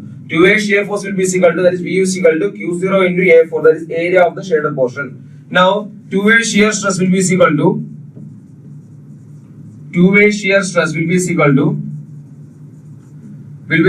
V will be equal to, remember, two-way shear stress will be equal to VU divided by P into ds. Why tell you what is this P and what is this ds? Where P is the perimeter of the fracture line. What is this fracture line? This is called fracture line. The perimeter of this, that is this distance plus this distance plus this distance plus this distance, is called the perimeter of this fracture line, and we have to consider that perimeter here for calculating the tau v value, and ds will be the same. The critical section, the thickness of the footing at the critical section will be the ds. We will understand this when we start solving a question. Okay, shorter or longer side? It is the shorter dimension. Yes, it is the shorter dimension. Okay. Footing, shorter dimension of the footing group. You are right. Ankita is also right. We will understand this in a better way when we start solving a question. Dhruv is asking DS for one-way shear and two-way shear is different. Yes, of course it is different. Of course it is different. See, DS I have taken here as the critical section I have selected D by 2. No? The critical section I have selected at distance D by 2, right? For a distance D by 2, it will be DS here. If I consider a section D here, the DS will come here. The depth of the footing at the critical section will be the DS value. This is where the depth is varying from the depth of the footing is varying, na? This is the depth of footing at D by 2. This will be the critical section at a distance D. For one-way shear, I have to consider a critical depth D. For two-way shear, I have to consider a critical section D by 2. That is DS and D. Some other value will be getting. Dhruv, got it? Yes, got it. Very good. We are going to get the questions like calculate the two-way shear stress for the footing given. Calculate the two-way shear force for the footing given. That kind of questions are only expected from this chapter. Okay. Yeah. If you want, I can give you one additional information. If you want, I can give you one additional information. For footings like this, suppose I have a footing here. I have footing here, I have a footing here, but this footing is under a masonry wall. This footing is not under the column. This footing is under a masonry wall. This is the footing I have. This footing is under our masonry wall. This is the masonry wall I have. Masonry wall, right? And the critical section for bending moment. Critical section for the bending moment. See, remember, listen here. See, we have the center line of the footing here, right? This is the center line of our wall. Center line of the wall. This is the center line of the wall. I am going to consider the breadth of the wall as B. I'm going to consider the breadth of the wall as B. Then we know this will be our B by 2. Correct? This will be our B by 2. Right? The critical section for bending moment will be at a distance or will be at the midway between the center and face of the wall. The critical section for bending moment, this will be the critical section for bending moment will be at midway between the center and face of the wall. It will be at midway. Will be at a distance, we can say, otherwise we can write like this, at a distance B by 4 from the center of wall, midway between center and face of wall, right? Or we can say this is then if it is B by 2, it will become B by 4, na? This will be our B by 4. This is an IAS question actually. The critical section for bending moment for this footing under masonry wall, the critical section will be at midway of our center and the face of the wall. Right? And the critical section for one-way shear and two-way shear will remain same. Okay, same as the previous case. Same as the case for footing under columns. Okay. Critical section for columns and critical section for one-way shear and critical section for two-way shear will remain as it is. But critical section for bending moment will differ. Critical section for bending moment will be different. Right? Yes. Go for it. Ankit is it's an excellent question. It's an excellent question. See, for the design, we have to choose the maximum of the bending moment, right? But for design, we have to design for one-way shear and we have to design for two-way shear also. We have to check them separately. We'll calculate the tau v value, no? Then we will proceed the same as that for shear. If check whether tau v is less than tau v or tau c or not, those kind of things will be done. We have to do it for one-way shear and we have to do it for two-way shear. Both we have to check for both. That will come under the design portion. We don't have to go for that. It's fine. See, I'll give you a question. Please write down the question. Write down. Everyone write down a question. Write down. See, I'll give you the common data first and I will try to calculate the one-way shear, we'll calculate the two-way shear and we'll calculate the bending moment, okay? I'll sit here and I'll tell you, I'm not feeling well actually. Is it okay? I think it's okay, right? I'm just reading the question, please try to write it down. After that, I'll explain. Okay? Yeah. A square footing, okay, thank you. A square footing, write down, a square footing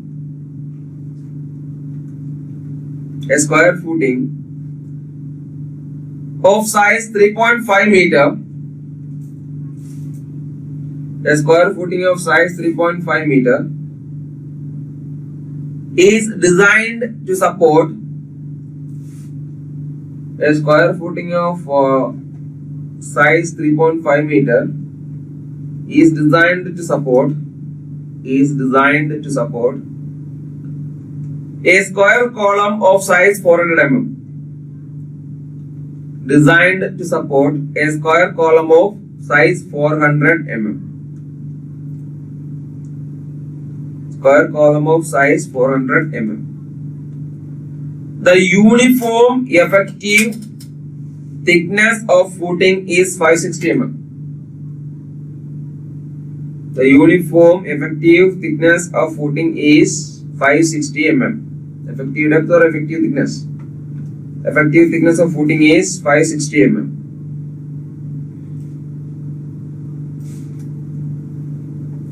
The safe bearing pressure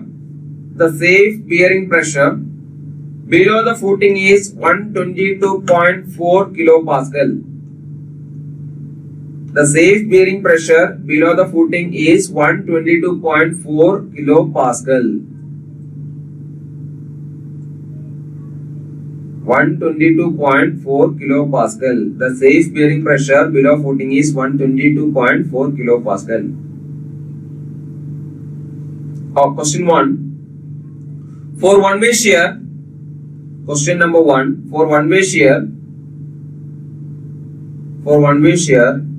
the design shear force and nominal shear stress respectively are. The design shear force and nominal shear stress respectively are. For one-way shear, the design shear force and the nominal shear stress respectively are. You need options? Do you need options? Okay. Option A, 550 kilonewton, that is 550 kilonewton, comma 0.97 MPa. 550 kilonewton and 0.97 MPa. 0.97 MPa. Second option, 424, that is 424 kilonewton. 424 kilonewton, comma 0.216 MPa. 424, 0.216 MPa. Option C, 1390 kilonewton, 1390 kilonewton, comma 0.64 MPa, 0.64 MPa. Option D, 298, 0.97 MPa. I'll write the question once again. For one-way shear, the design shear force and nominal shear stress respectively are 550, 0.97, 424, 0.217, 1390, 0.64, 298, 0.97. And question number 2, write down all the questions.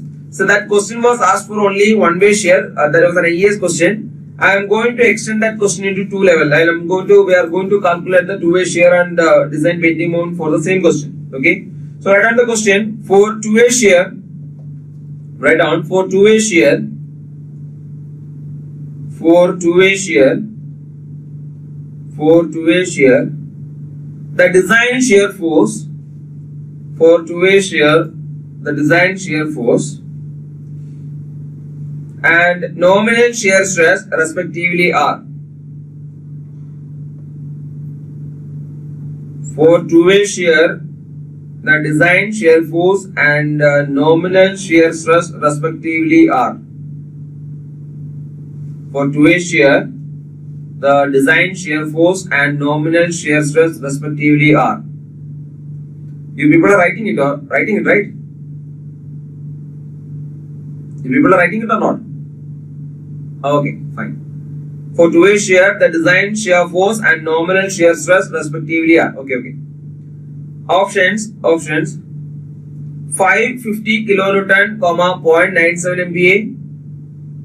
550 kilonewton, 0.97 MPa. You can repeat the same options. Options actually are same. Options are same. Okay. I have included the same answer in both options. Both options are same. You can note the same options. Options remains the same. 550, 0.97, 424, 0.216, 0.390, 0.64, 298, 0.97. 298.97. Right? And question number 3. The design bending moment in kilonewton meter is. The design bending moment in kilonewton meter. Design bending moment in kilonewton meter. Option A 515. Option B 664. Option B 664. Option C 425. Option C 425. And option D 298. Option D 298. Option D 298.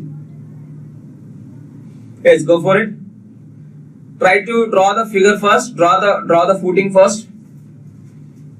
Half of the job will be done there. Try to draw the footing. You can try. Meanwhile, I'll try to draw the figure here. Say a square footing of size 3.5 meter is given there. I'll read the question. A square footing 3.5 meter square in size designed to support a square column of size 400 mm. The uniform effective depth of the footing is 560 mm. Effective thickness of the footing is 560 mm. The safe bearing pressure below the footing is given as 122.4. I'll try to draw the footing here. See, we are given with a square footing. We are given with a square footing like this. We are given with a square footing. This is a column. And we'll be having our square footing like this. We'll be having our square footing like this.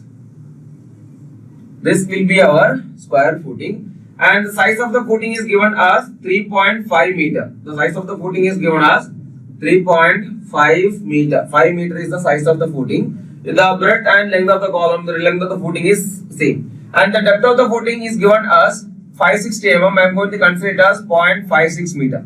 So these are the things given, and we are given with the Q0 value also. Q0 value given here as, what is the Q0 value given? Q0 value given here as 122.4 MPa. 122.4 MPa is the Q0 value given. That is the net bearing pressure, that is the soil pressure below the footing is given there. And we are asked, first question, we are asked to find the, yes. So it is supported with a column, size of the column is also given, that is 400 mm by 400 mm is the size of the column given. So this is the size of the column, this is the size of the footing. This is the thickness of the footing given in the question. So we are asked to find the one-way shear. We are asked to find the one-way shear and the design shear force. And then for one-way shear, what is the design shear force and nominal shear stress respectively? The one-way shear force and the nominal shear force respectively. So we have to calculate the one-way shear force and one-way shear stress. For one-way shear force, what I have to do? For one-way shear force, what I have to do? For one-way shear force, we have to consider the critical section. We have to consider the critical section. We have discussed the critical section for one-way shear will be at a distance D from the face of the column. The critical section for one-way shear will be at a distance D from the face of the column. Suppose this is our column. This is our column, and this is 0.4 meter by 0.4 meter in size. The critical section for one-way shear basically occurs along the shorter direction, but here both the sides are 3.5 meter and 3.5 meter. So let's consider either of these sides, right? So for one-way shear, critical section will occur at a distance D from the face of the column. Remember one thing: this we have considered till now. We have considered the footings of varying depth. Here the footing is having uniform depth. So the depth will be same throughout. This is the depth I have to consider, but it is same throughout, so I don't have to worry about that. So critical section will be at a distance. I am going to consider the distance here. This will be our critical section. This will be the critical section we have. This will be the critical section we have, and this distance here will be 0.56 will be the depth. The 5 will be the distance there, right? Then we have to calculate this area. If we want to calculate the area, we can find the critical shear force. So critical shear force is one-way shear force. There will be equal to one-way shear force. There will be, that is VU will be equal to Q0 into A1. Q0 into A1. I'm going to consider it as area, whatever. Then one-way shear stress will be equal to one-way shear stress. That is tau V will be equal to VU divided by V into ds, right? So let's calculate. We need to calculate the area. See, Q0 is already given in the question. Q0 is given as 122 MPa, right? Q0 is given as 122 MPa. We have to calculate the area. For calculating the area, listen here. Those who don't know, listen here. We need to calculate the area. We know this distance is 3.5 meter. Correct? We know this distance is 3.5 meter, but we don't have this distance. We don't have this distance. How to calculate that? Total is 3.5. Total is 3.5. What is this distance? What is this distance? This is 0.5. This is 0.456. We already know. This is 0.4.56. What is this distance? This distance total is 3.5. If I reduce this minus, that is 3.5 minus 0.4, that is 3.1 divided by 2 will be this distance. Correct? Will be this distance. The remaining portion will be 3.5 minus 0.56 plus 0.4 plus 3.1 divided by 2. So 0.99 will be the distance here. Why I am getting this 3.1 by 2? Why? Because total is 3.5. If I deduct this size of the column here, it is 0.4. That is 3.5 minus 0.4, 3.1. This plus this will be 3.1. Deduct this. This is 3.1 by 2. Total divided by total minus this much distance will give you this distance. Then let's calculate the area. What is the area? Please help me. What is the area? Area here will be equal to 3.5 meter into 0.99 will be the area there. Tell me the area. Tell me the area. Area here will be equal to 3.465, right? Area here will be equal to 3.465 m square will be the area. So Q0 is already given, that is 122.4 into 3.465. What is the answer here? Tell me the answer. And similarly, after getting the answer, what is the answer? I think it is 424, right? Yes, exactly. It is 424 kilonewton will be the answer here. Similarly, to calculate the VU value, 424 into 10 power 3, that is VU in Newton, in the kilonewton converted to Newton. Breadth of the fitting is 3.5 into 10 power 3 mm. And DS, here remember for the depth of uniform depth, for the footing of uniform thickness, footing of uniform thickness, we don't have to consider this DS separately, na? Why? Because depth will be same throughout. Depth will be same throughout, so it will be 0.56 throughout.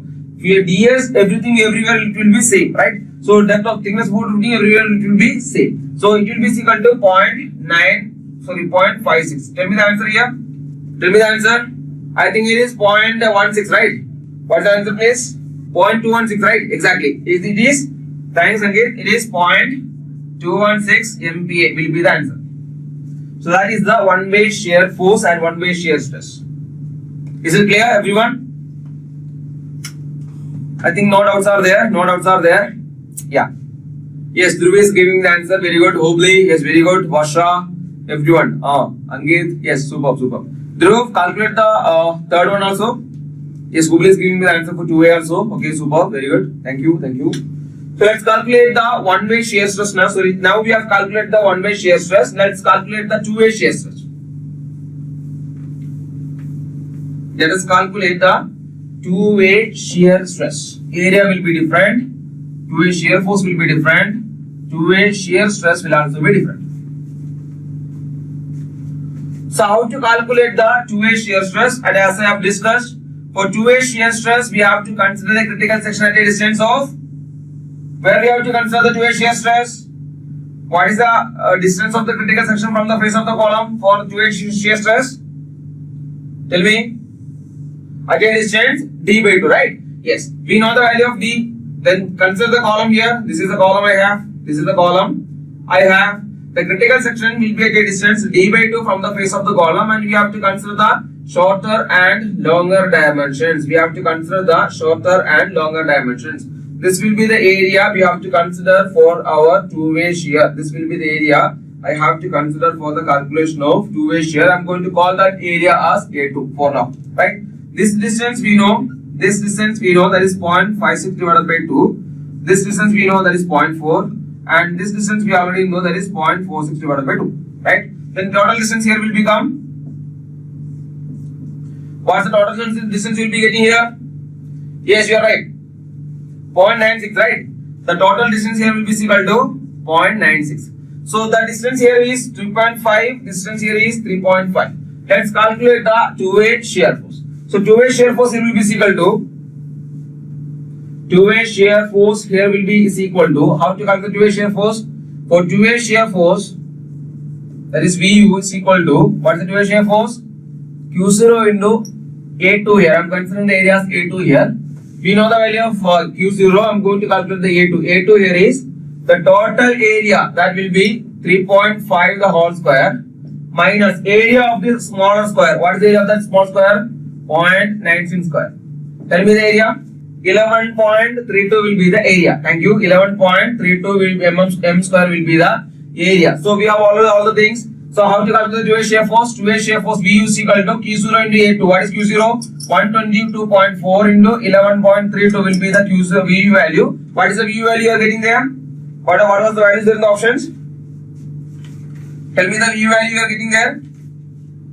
You will be getting it as 1390, right? You will be getting it as 1390 kilonewton will be the area you are getting this. That is two-way shear force you are getting there, right? This VU is the two-way shear force you are getting there. That is 1390 is the two-way shear force. Now let's calculate the two-way shear stress. Tau is equal to VU divided by, remember it is P into DC, P into DS. What is P? P is the perimeter of the fracture line. So we have to calculate the perimeter of the fracture line. How to calculate the perimeter of the fracture line? Perimeter of the fracture line means perimeter of this area, perimeter of this portion, this rectangular triangle, rectangular square. This is 0.96. What is the perimeter? Perimeter will be equal to 4 into 0.96 will be the perimeter. DS is the depth at the critical section. Critical section as the footing is of uniform thickness. The depth will be uniform throughout the section. So we don't have to calculate the DS separately. If the beam is, the depth is having, if the footing is having varying depth, we have to calculate the depth there also. Okay. Yes. So DS there is given. So we can go with the DS value. VU there is 1390 into 10 power 3 Newton divided by perimeter will be equal to 4 into 0.96 into depth there is 0.56. Tell me the answer. Please help me with the answer. What is the two-way shear stress? Two-way shear stress. Value of two-way shear stress. Tell me the value of two-way shear stress, please. Okay, you are getting the answer as 0.64. Right? Thank you. You will be getting the answer here as 0.64 MPa will be the two-way shear stress. That will be your answer. Is it clear? You people are giving me the correct answer. You people are giving me the correct answer. Very good. Very good. Yeah, I think all of you have solved this question, right? For next one, for bending moment, the third question was to find the bending moment. I will read the question. The design bending moment in kilonewton meter was A 515 kilonewton meter, B 664 kilonewton meter, C 425 and D 298 kilonewton meter. So we already know the critical section for bending moment. The critical section for bending moment will be at a distance. The critical section for bending moment will be at a distance. So it will be at the face of the column. This is the column. This will be your critical section. Our critical section will be at the face of the column. And this will be the area we have to consider. This is the area we have to consider. I'm going to call that areas A1 or something like. And we have to calculate this distance also. We have to calculate this distance also. Why? Because for finding the bending moment, the equation available, the equation we have to use is Q into A into X0. Sorry. So Q into A into X bar. So we have to calculate the Mx. Here is equal to Q0 into A into X bar. And we have to calculate My. That is Q0 into A into Y bar. Here, as it is a rectangular footing, so it is as it is a square footing, both will be same. Mx will be equal to My will be equal to M. We can consider it like this, right? So let's calculate these distances. We already know this distance here is equal to 3.1 meter. Why? Because total is 3.5. This is 0.4, right? Total is 3.45. 0.4. If we deduct this 0.4, we'll be getting 3.1 by 2 and 3.1 by 2, right? This is 3.1 by 2. Correct or not? This is 3.1 by 2. Total is 3.5 minus 0.4. This plus this is 3.1. This will become 3.1 by 2. Then we can calculate the X bar distance. We have the value of this value. This is 3.5 meters, correct? Let's calculate the area. All the things are available with us. So M will be equal to, what is the bending moment? Bending moment will be equal to Q0 is 122.4 MPa into, what is the area? Area here is 3.5 meter. That is 3.5 into 10 power 3. What is this distance? This distance is 3.1 into 10 power 3 divided by 2. And what is X bar? X bar will be equal to 3.1 into 10 power 3 divided by 4. So what is the answer? What is the answer? Answer here will be, I think, 515, right? We will be getting the answer here as 515 kilonewton meter. The design bending moment for the footing given is 515 kilonewton meter. Not kilonewton through, it is kilonewton meter. Okay. The moment here will be 515 kilonewton meter. Right? Why we don't have to consider Mx and My separately? Why? Because it is a square footing. Why? Because it is a square footing. Got it? Yeah.